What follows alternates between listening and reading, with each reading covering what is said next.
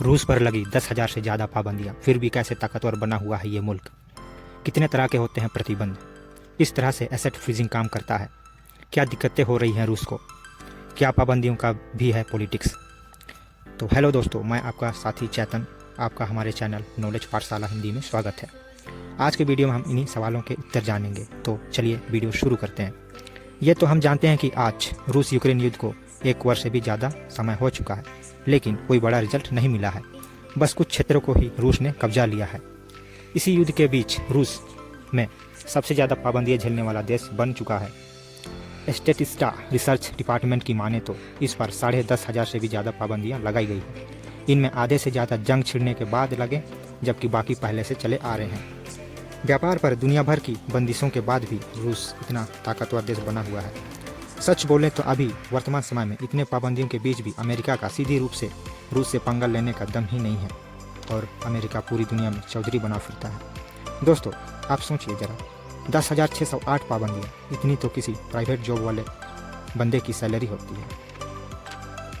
इतनी पाबंदी अगर किसी व्यक्ति पर लगा दी जाए तो शायद वह मरना पसंद करेगा।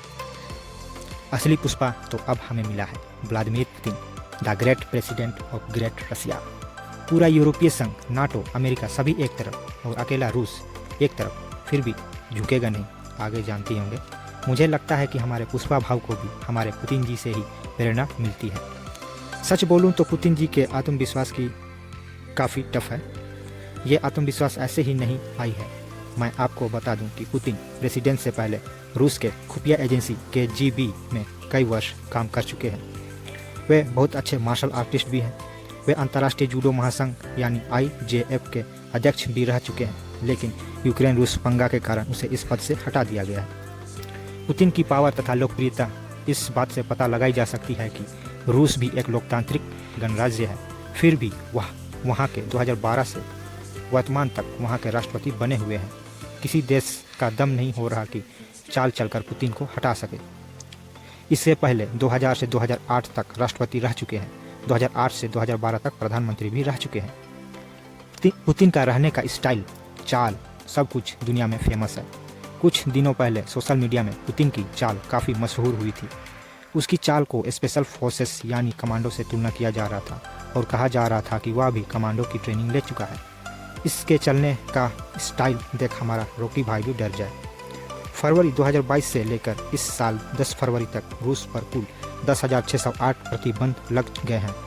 ज़्यादातर देशों ने जंग शुरू होने पर दबाव बनाने के लिए रूस पर पाबंदियां लगाई थी।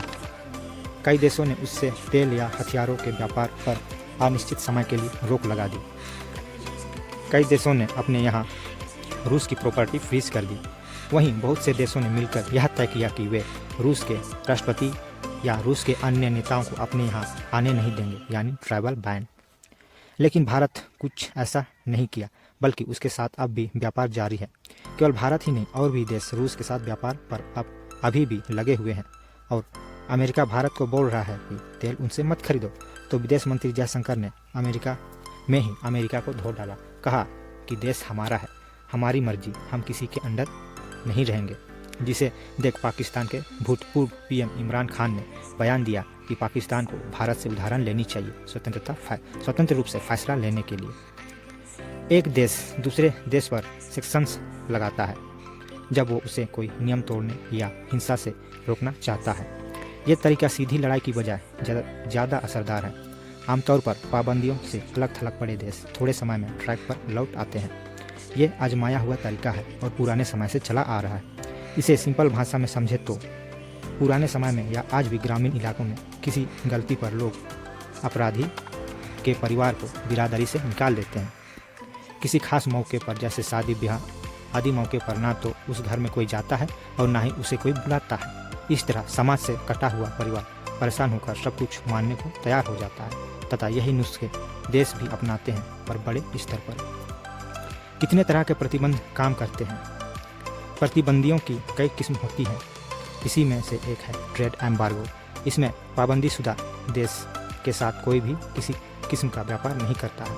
उदाहरण के रूप में बोले तो अमेरिका सहित बहुत सारे देशों ने रूस से तेल लेना बंद कर दिया।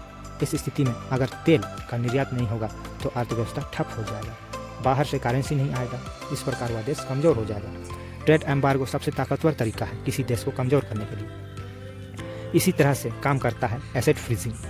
यूके ने रूसी बैंकों को अपने फाइनेंशियल सिस्टम से हटा दिया है। अब रूसी बैंक यूके के बैंकों से लेन देन नहीं कर सकते हैं। यहाँ तक कि आम रूसी नागरिक भी एक तय की गई राशि से अधिक पैसा नहीं निकाल सकते हैं। इससे रूस की जनता सरकार के प्रति नाराज होगी और देश की सरकार पर दबाव डालेगी।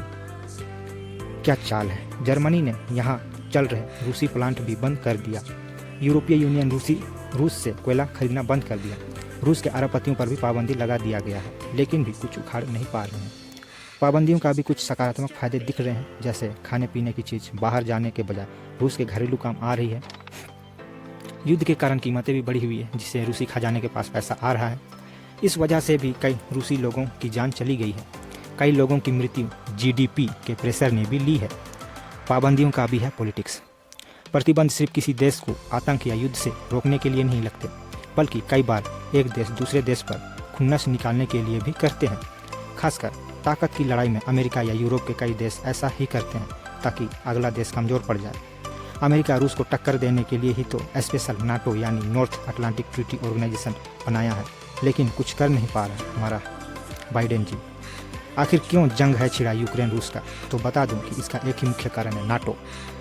यूक्रेन ने नाटो की मेंबरशिप की इच्छा व्यक्त की है, तो रूस को बुरा लगा, और लगेगा भी क्यों नहीं। जहां नाटो में रूस विरोधी कट्टर देश यूएस, यूके, फ्रांस जैसे 30 देश शामिल हो और अपने घर के एक भाई को भी उसमें शामिल कर ले, बस बदला, टक्कर और नीचा करने के लिए, तो भाई रूस क्या किसी का भी खून खौलेगा।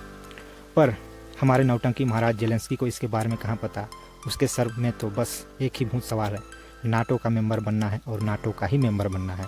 किसी छोटे बच्चे की तरह जिद पर अड़ गया है। नाटो बहुत खतरनाक देशों का समूह है। साले अकेले काम नहीं होता तो सारे नाटो मिलकर अकेला करते हैं। लेकिन अभी वर्तमान में अमेरिका पर भी काल घिरा हुआ है, और वह है डी डॉलराइजेशन, यानी वैश्विक बाजार में डॉलर के प्रभुत्व को कम करना। और इसकी शुरुआत भी धूमधाम से हो चुकी है। इसके बारे में अलग से एक वीडियो बनाऊंगा।